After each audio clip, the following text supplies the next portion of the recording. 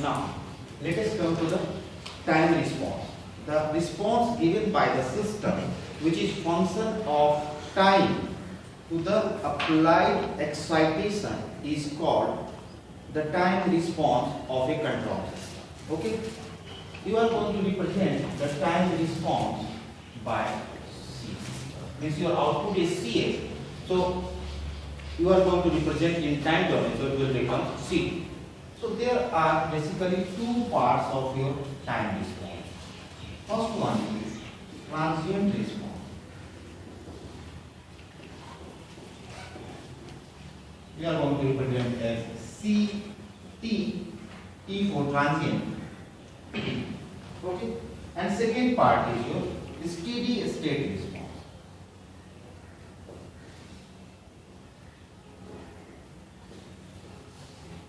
You are going to represent this steady state response as a CSST.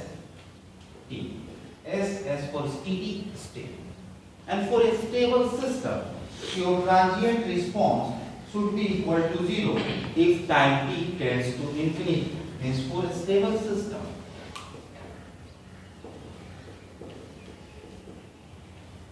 your C of t limit t tends to infinity should be equal to 0.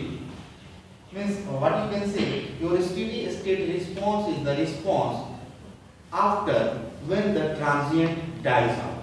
Correct? And transient means you can consider such period of time when there is a large variation in the outcome. Correct?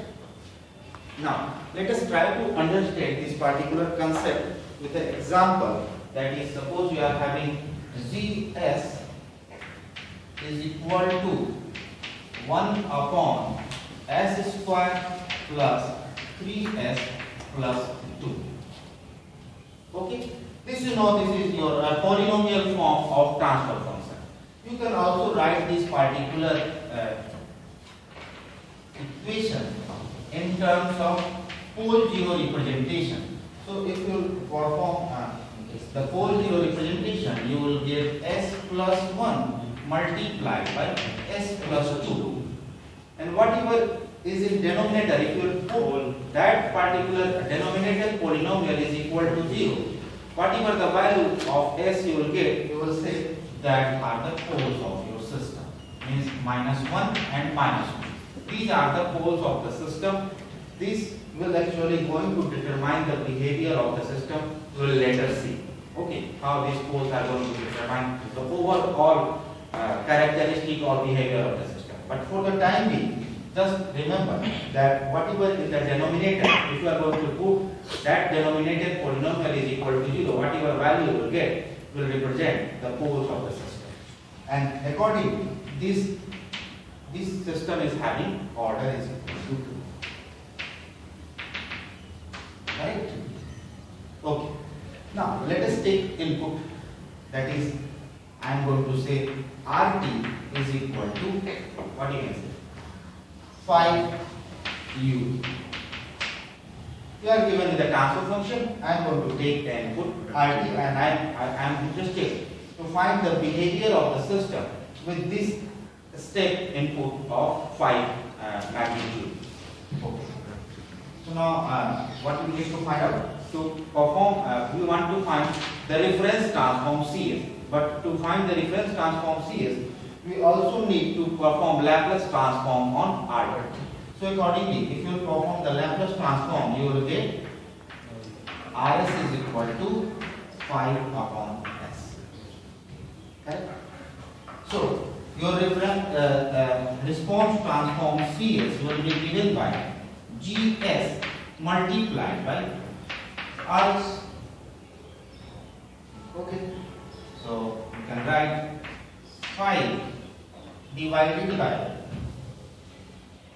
S into S plus 1 into S plus 2 is your response transform, or you can say the Laplace transform of your output. Correct? Now, please note that this response transform is having 3 poles. Okay, and that one pole is S is equal to 0. So these poles are basically, you say these poles are system poles, and this pole is your excitation pole. Excitation pole, because this has a pair due to the reaction of your input to the plant. Okay. So now let us perform the partial fraction, because we are interested to find the value of C. So CS, if you will perform the partial fraction, what you will get? You will have 1 upon S, you will have 3 terms, S plus 1, and you can say S plus 2. So you are interested in these values, this and this. So what you will do? You will put the value of S is equal to 0 in this whole equation. So whatever be the value of S is equal to 0, after removing this term, you will get this coefficient. Means put S is equal to 0, you will get 5. Correct? Yes. Okay. Put S is equal to minus 1 after removing this term. So what you will get? Minus 5. Yes. And here, I think plus 5. Plus 5. Correct?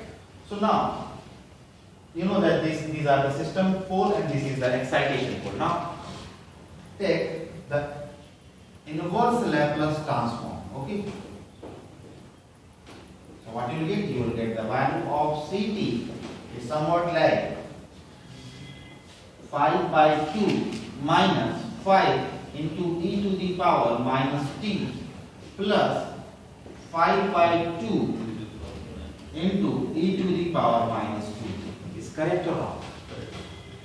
Please correct me if I am wrong. Okay? So, please note that this particular first term means which is coming from the excitation, means excitation pole, is not dependent on the time. This is particular term is time independent, and these particular two terms which are coming from the system poles are time dependent. Okay, these are time dependent,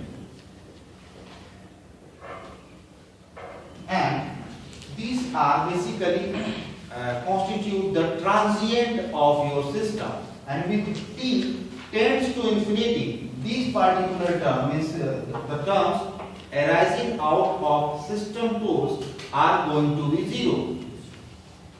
Correct or wrong? So if your time t tends to infinity, these particular terms means these two terms which are coming from the system poles are going to be 0.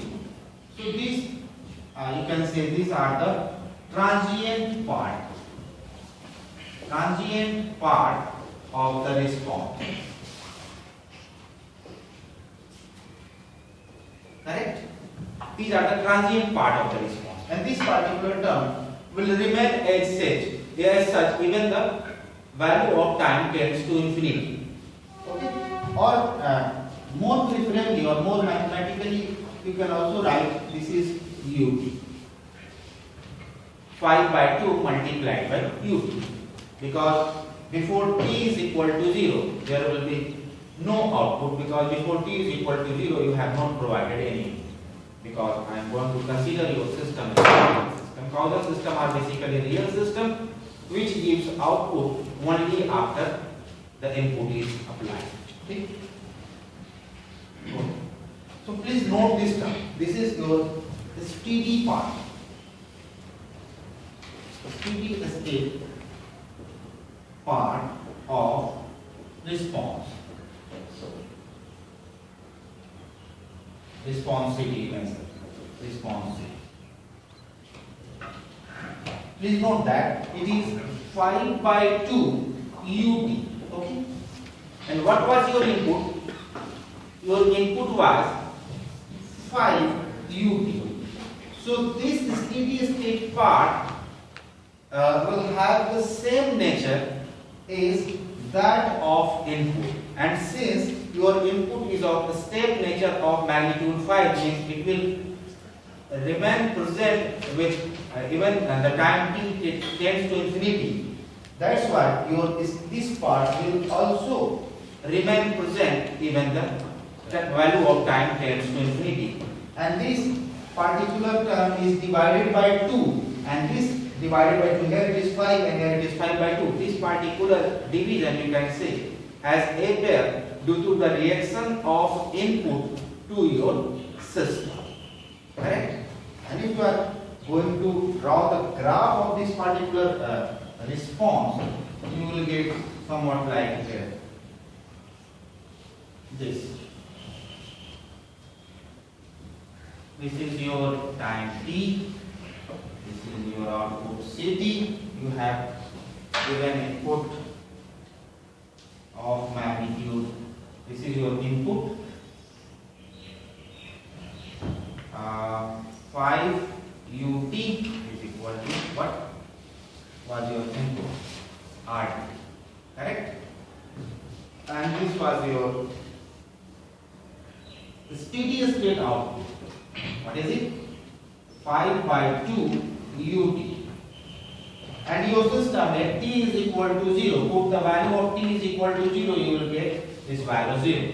So your system is going to start from t is equal to 0 and it will keep on increasing exponentially and will try to achieve this value. Okay. So your system will start from here and it will try achieve. That means it will achieve this value. There will be a certain difference even after this particular time. This. So approximately, you will not know exactly, approximately you are going to say that this particular, what is the exact convention, I will discuss in the later classes. This particular things where the value of output or the response is relatively changing in nature with time, you will say this is your transient response. And after this particular certain time, say t is equal to tau, or just you can say t is equal to something, t is equal to t naught.